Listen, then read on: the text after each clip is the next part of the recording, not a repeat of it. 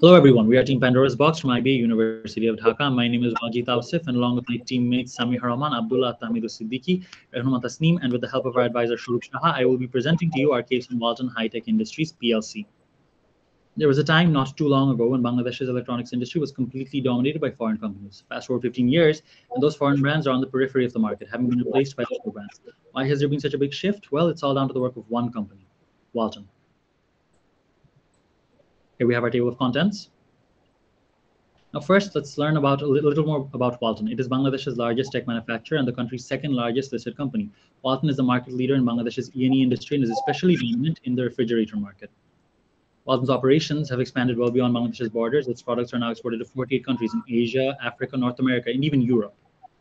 When Walton started off in 2008, the outlook was bleak. Bangladesh had a low per capita income, just $630. There was limited access to electricity, below 50% in rural areas, and the existing market was entirely import dependent and completely dominated by foreign companies. And yet, within that, Walton saw the opportunity to do something very, very big, not only for itself, but for the country.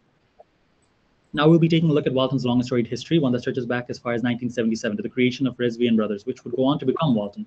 The company would only enter the electronics industry in 1995, and even then it focused on trading and manufacturing, a common theme in Bangladesh. That changed in 2008 as Walton High-Tech Industries was commercially launched. Before long, Walton found immense success locally, and by 2010, Walton was already exporting.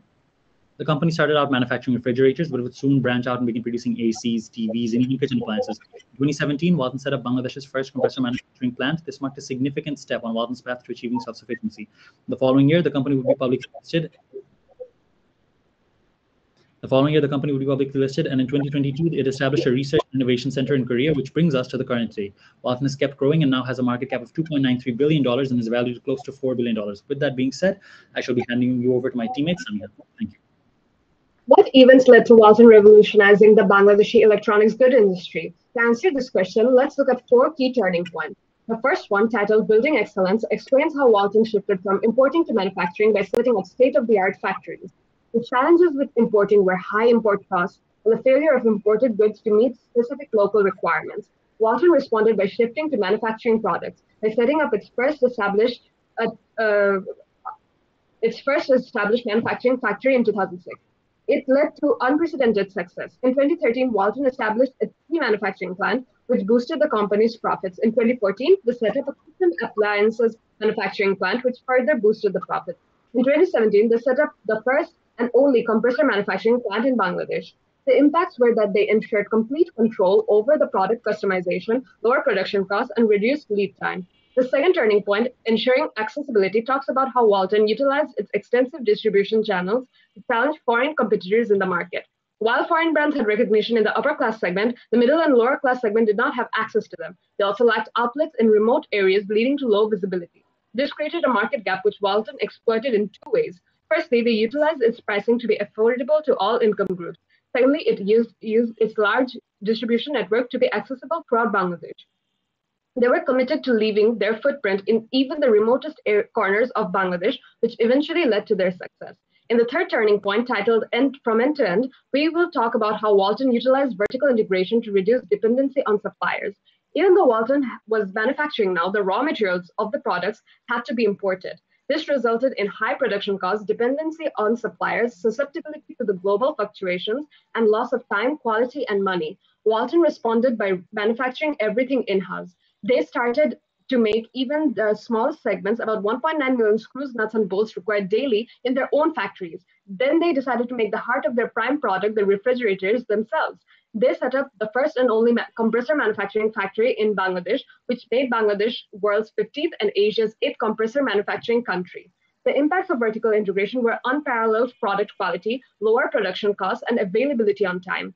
The last turning point we're going to look at is titled Branding Excellence, which showcases how Walton's clever branding allowed it to turn a glaring weakness into an undeniable strength.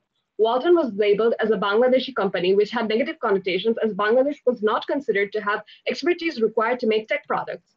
Walton responded by internalizing this and with the tagline Amader Ponno as a core part of its strategy. 4 aspects led to the origin of this tagline. Walton understood 2 things about itself. It can never avoid the tag of being Bangladeshi, so they decided to embrace it. Secondly, they required a unique positioning, which they could acquire by promising excellence with this tagline. Consumer insight revealed that customers liked emotional attachment to foreign brands, and customers with the most buying power were not tech savvy. They required products that understood them instead of the other way around. Walton took two angles with Amadir Ponno. First, they incorporated patriotism to establish an emotional attachment with the local customers and utilize Bangladeshi brand tag. Secondly, they focused on customization so that the product understood the customer, not the other way around. And the impacts were that Walton was labeled the product of the people, won the customer's trust and loyalty, and the tag of being a Bangladeshi brand became a source of pride and strength. Passing it over to Art to talk about the success factors which helped Walton stand out. Now, let's take a look at the 4 distinct factors that helped Walton get where they are today. The first factor is that every single innovation of Walton was inspired to solve specific customer problems. In the 2000s, the global market was massively dominated by global foreign brands. Although they had good quality, they lacked the customization that Bengali customers were looking for. Walton had an opportunity. Walton knew the local customer psychology. They had an extensive R&D facility for customization and world-class factories for production. They combined all this together and gave the customer exactly what they wanted. Previous slide. For example, customers wanted flower motifs with vibrant colors instead of existing bland product colors, and Walton gave them exactly that. This is an example of how Walton's product was different.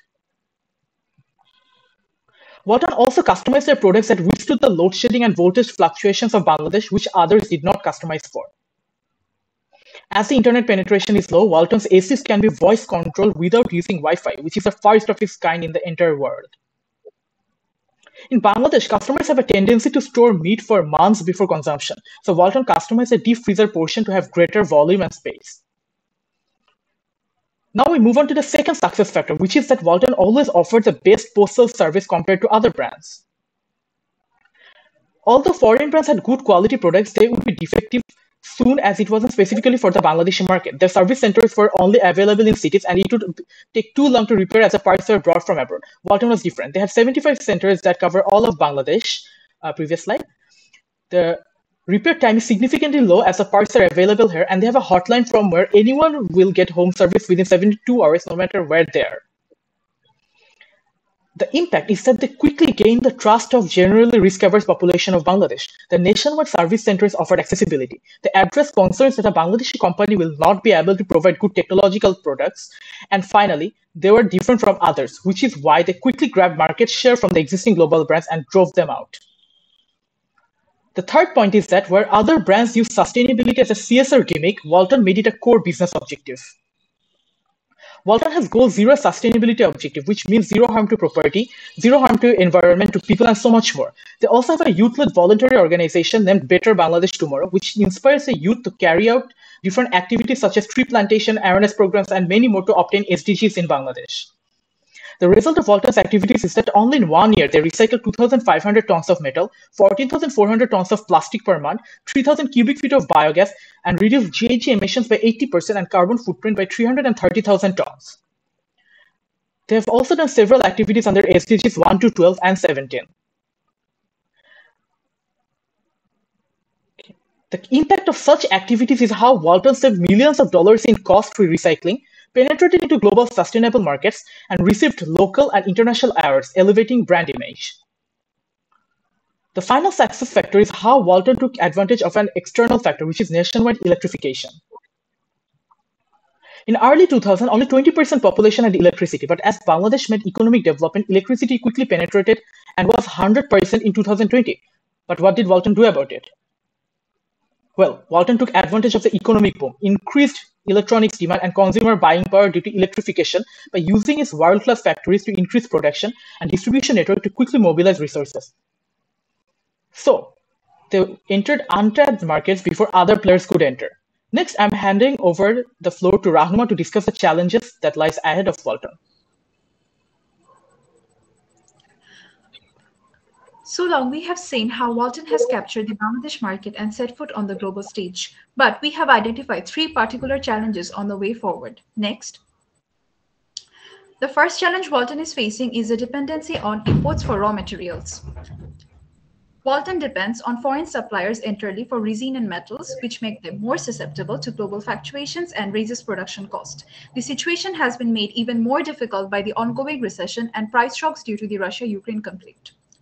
Walton's Walton's immediate response in this case should be to build strategic partnerships, establish take-back programs for used products, and strategically stockpile materials for tough times to deal with price shocks. In the longer term, Walton should focus on policy lobbying for policy support in establishing backward linkage industry.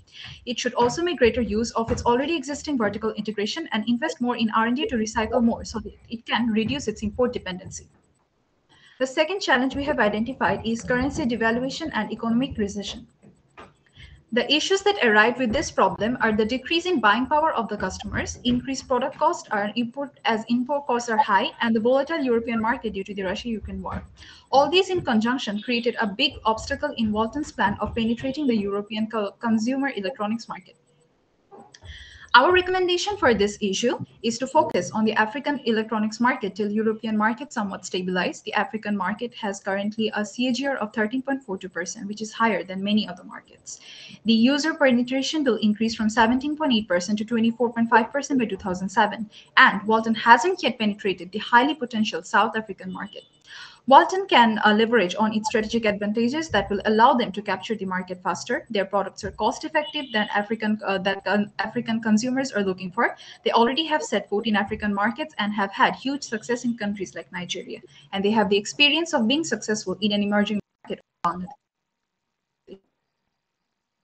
Utilizing all these, they can strongly counter this challenge. The third challenge is Walton's achieving vision of Go Global 2030. Walton's vision of becoming one of the top 5 E&E brands globally is a challenge due to the following obstacles: setback due to the COVID-19 pandemic, competition from global tech giants, and perception as a sub-premium brand. Our recommendation in this case is to leverage Internet of Things, augmented reality, and other Industry 4 technologies to create a smart product ecosystem.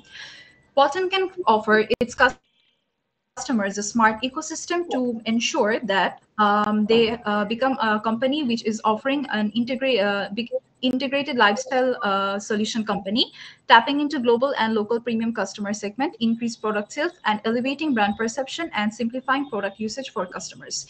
By doing this, they are also following the market trend and offering what the customer is wanting right now. So in a nutshell, we have looked at the main idea. The question that we have wished to answer is, how did Walton overtake global giants and capture the Bangladeshi market?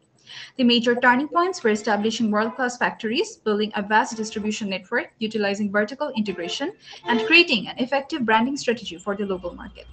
Walton's success is the result of its dual focus on innovation, which meets the customer orientation, excellent post-sale service, commitment to sustainability, and Bangladesh's widespread electrification, and leveraging on that. We recommend the company expand in African markets more and build a product ecosystem leveraging the cutting-edge technology of Industry 4.0.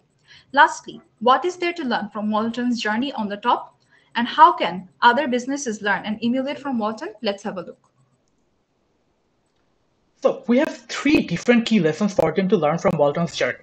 The first lesson is that internal marketing is just as important as external marketing. Promises from a brand means nothing if they don't deliver on those, and that applies to both customers and employees. To the customers, Walton consistently delivered on the after-sales promises they made.